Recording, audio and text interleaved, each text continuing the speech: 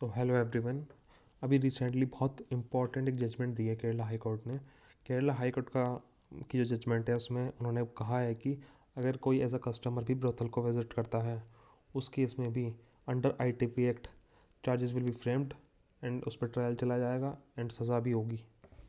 ठीक है। So what the Kerala high court has said ये देख लेते हैं एक बार। The Kerala high court has widened the definition of the word procure in section 5 of the ITP act 1956। तो आईटीपी एक्ट जो है उसके सेक्शन 5 है, उसमें एक वर्ड आता है प्रोक्योर। तो जो इस प्रोक्योर को ये पूरी तरह से डिफाइंड वर्ड नहीं है, उसकी जो डेफिनेशन है उसको उन्होंने वाइडन अप कर दिया है।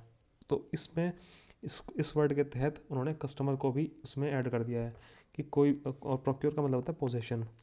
सो केरला हाई कोर्ट का कहना है कि कस्टमर भी तो प्रोक्योर ही कर रहा है, मतलब he is procuring the person for the prostitution. So इसके तहत अंडर सेक्शन 5 अब उस जो भी पर्सन विजिट करेगा एज अ कस्टमर ब्रोथल में उसको भी सज़ा होगी। Customer in a brothel can be charged under the immoral traffic prevention act 1956, the Kerala high court said on December 21, 2023। तो दिसंबर 21 को ये जजमेंट पास किया था केरला हाई कोर्ट ने, और ये कहते हुए जो जस्टिस पीजी अजीत कुमार हैं, he observe that a consumer comes within the purview of section 5 of the 1956 act. जैसा कि मैंने आपको बताया कि सेक्शन 5 जो है 1956 एक्ट का, उसमें जो है कंज्यूमर्स को भी इसके अंडर अब आ गए हैं। वो भी अगर कोई एज आ कस्टमर भी जाता है उसको भी सज़ा होगी, which punishes those who procure, induce और टेक पीपल फॉर प्रोस्टिट्यूशन।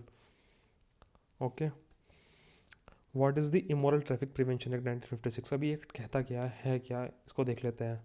ये एक्ट जो है गवर्नमेंट ने पास किया था December 30, 1956 to prevent the commercialization of vice, vice means immoral, and the trafficking of females. तो जो महिलाओं की तस्करी करते थे उस चीज़ को, इस तरह की इमोरलिटी को रोकने के लिए गवर्नमेंट एक एक्ट लेकर आई थी जिसका नाम है इमोरल ट्रैफिक प्रिवेंशन एक्ट 1956। ठीक है। इस एक्ट में सेक्शन 2 जो है वो डिफाइन करता है कि ब्रोथल होता क्या है एंड प्रोस्टिट्यूशन किसे कहते हैं।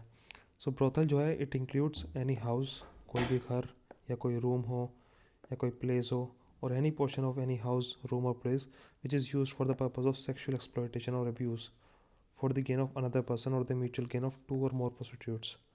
ठीक है। सो अगर कोई घर को एज अ मतलब प्रोस्टिट्यूशन के लिए इस्तेमाल करता है, फिर रूम को या किसी भी जगह को या घर के किसी भी अन्य पोर्शन को, so for the purpose of sexual exploitation, तो उसको हम ब्रोथल कहेंगे। एंड प्रोस्टिट्यूशन की डेफिनेशन जो सेक्शन 2 के अंदर दी गई है उसे कहा गया द सेक्शुअल एक्सप्लॉयटेशन, जब किसी का सेक्शुअल एक्सप्लॉयटेशन होता है, और abuse of the person for the commercial purposes, मतलब कुछ पैसे कमाने के लिए या कमर्शियल पर्पसेस जैसे खरीद बेच के लिए इस्तेमाल किया जाता है या सेक्शुअली एक्सप्लॉयट किया जाता है किसी को पैसे के लिए, उस केस में उसको प्रोस्टिट्यूशन कहा जाएगा। जो सेक्शन 5 है जिसके हमने अभी बात की थी कि इसके तहत अब कस्टमर को जो है मतलब ट्रायल्स फेस करने पड़ेंगे। सेक्शन 5 कहता है कि इट पेनलाइज, वो दंडित करता है एनीवन हु प्रोक्योर, मतलब जिसने पोजीशन लिया, और attempts to procure a person with और विदाउट देयर कंसेंट, चाहे कंसेंट हो चाहे ना हो उस बात से फ़र्क नहीं पड़ता है, फॉर द प्रोस्टिट्यूशन पर्पसेस। आप अगर वहाँ पे गए हो तो आपको सज़ा होगी। It also punishes those inducing persons to go from any place for prostitution purpose to become inmates or for frequent brothel। तो अगर कोई लोग किसी को प्रेरित करते हैं कि मतलब या फिर फोर्सफुली वहाँ भेजते हैं, वहाँ पे रहने के लिए मजबूर करते हैं ब्रोथल्स में, उस केस में वो भी सेक्शन 5 के अंडर जो है सज़ा होती है। सो इसमें जो है कॉजिंग और inducing person to engage in prostitution punishable with rigorous, इसमें 3 से 7 साल तक की जेल हो सकती है with the fine of 2000 rupees. और अगर आपने बहुत हार्श केसेस जैसे कि आपने without the consent of the person आप उससे वो काम करा रहे हो, या कोई बच्चे के साथ ये काम हो रहा है, तो उस केस में 14 ईयर्स तक की भी जेल हो सकती है। अभी ये करंट मामला है क्या, ये इस केस में क्या हुआ, जो पटिशनर है वो he was found as a customer in the brothel and arrested. तो जहाँ पर पुलिस ने रेड डाली वहाँ पर वो एज अ कस्टमर मिला था। So and he was accused of the offences under section 3, section 4, section 5, section 7, इन सब के अंडर जो है पुलिस ने उसको बुक किया। सो एक्यूज ने जो है एक प्ली डाली before the chief judicial magistrate कि इसको डिस्चार्ज कर दिया जाए। उसका कहना यह था कि मैं तो सिर्फ एज अ कस्टमर वहाँ पे गया था, ना मैं वो ब्रोथल चला था, ना ही मैं इन एक्टिविटीज़ में इन्वॉल्व हूँ, उनके प्रमोशंस में, तो मुझ पे क्यों ऑफेंसेस ला के मेरे को मतलब ट्रायल्स फेस करने पड़ेंगे। और उसका ये कहना था कि मेरे को डिस्चार्ज कर दिया जाए। लेकिन जो सेक्शन 15(5) है एंड 15(5)(a) है ITP एक्ट का, ये it contains provisions which mandate producing the offender before the magistrate. इनके तहत आप जो ऑफेंडर है, जो अपराधी है, उसको मजिस्ट्रेट के सामने पेश होना होता है एंड वहाँ पर उसका मेडिकल एग्जामिनेशन होगा, एज चेक की जाएगी और ये देखा जाए कि कोई सेक्सुअली ट्रांसमिटेड डिजीज़ तो नहीं है। तो ये सब इसके तहत उसको मजिस्ट्रेट के सामने पेश होना था। तो वहाँ पे वो कह रहा था कि मेरे को डिस्चार्ज कर दिया जाए क्योंकि मैं तो किसी एक्टिविटीज़ में इन्वॉल्व नहीं हूँ, मैं तो एज अ कस्टमर गया था। लेकिन डिस्ट्रिक्ट कोर्ट ने उसमें कहा है कि उसमें रिजेक्ट कर दी उसकी प्ली एंड कहा कि चार्जेस फ्रेम किए जाए इसके अगेंस्ट भी, इस पर्सन के अगेंस्ट चार्जेस फ्रेम किए जाए। तो जो एग्रीड पिटिशनर था उसको वो डिस्ट्रिक्ट कोर्ट के फैसले के अगेंस्ट हाई कोर्ट चला गया, केरला हाई कोर्ट। फिर केरला हाई कोर्ट ने का इसमें फैसला है किस तारीख को। केरला हाई कोर्ट ने क्या कहा कि noting that the term procure isn't defined in the 1956 act, कि 1956 एक्ट में जो है प्रोक्योर की प्रॉपर डेफिनेशन नहीं गिवन है। तो कोर्ट ने उसमें कहा है कि the word must be understood in the context in which it's used. So आपको ये देखना, इस वर्ड को समझना होगा कि किस कॉन्टेक्स्ट में इसका इस्तेमाल किया जाता है। जैसे कि प्रोक्योर, अगर कोई मतलब और प्रोस्टिट्यूशन के केस में प्रोक्योर का मतलब है पोजीशन पाना। पोजीशन किसका एक किसी भी पर्सन के ऊपर पोजीशन पाना for the purpose of the prostitution. तो उस केस में जो है the court observe that the word must be understood in the context in which it is used bearing in mind the acts objective of suppressing immoral trafficking और preventing prostitution. तो court का कहना है ये act किस लिए लाया गया था, ताकि इमोरल ट्रैफिकिंग को रोका जा सके, प्रिवेंट किया जा सके प्रोस्टिट्यूशन को। तो फिर इसमें कंज्यूमर्स भी लायबल होते हैं, वो जाते हैं, मतलब किसी चीज़ की डिमांड है तभी तो सप्लाई हो रही है।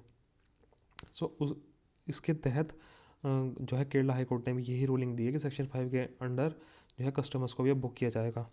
Although the word procure refers to getting possession or for obtaining something, the court constitute it to mean those getting or obtaining domain over a person for prostitution.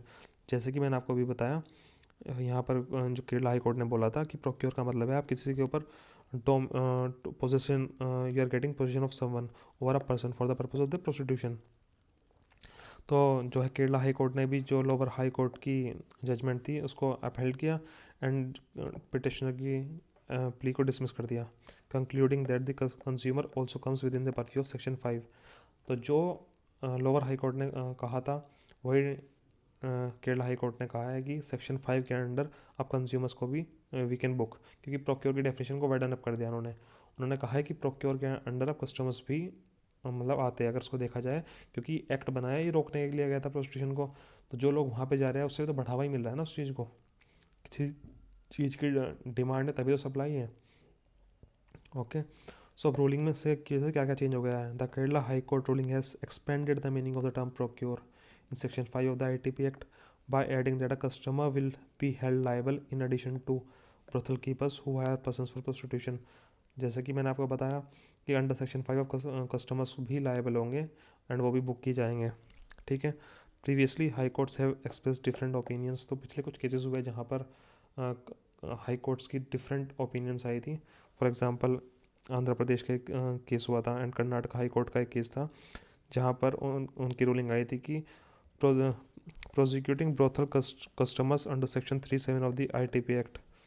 सो उन्होंने कहा था कि कस्टमर्स को हम वी कैन नॉट प्रोसिक्यूट। ठीक है, तो ये भी कुछ जजमेंट आई थी जहाँ पर हाई कोर्ट्स ने कहा था कि we can book. So different जो है ओपिनियंस थी कहीं हाई कोर्ट्स की, लेकिन रिसेंटली केरला हाई कोर्ट ने कहा है सेक्शन 5 के under the charges will be framed and trial will be done on that particular person जो वहाँ पे जाता है ब्रोथल में। So what does this mean, the Kerala high court ruling has not held the petitioner guilty. उन्होंने अभी तक उसको गिल्टी नहीं माना है, जस्ट ये बताया कि आपके ऊपर भी अब ट्रायल चलेगा। तो अब जो पर्सन है जिसके ऊपर जो केरला हाई कोर्ट गया था against the decision of the lower high court, अब उसको ट्रायल फेस करना होगा एंड फिर एक कोई जजमेंट आएगी इसके ऊपर। सो लेकिन ये क्लियर है कि अब केरला हाई कोर्ट की जो जजमेंट है कि अगर कोई भी कस्टमर जाता है ब्रोथल विजिट करता है section 5 of the ITP act उसको चार्जेस फेस करने होंगे और ट्रायल चलेगा. So that's all. Thank you so much.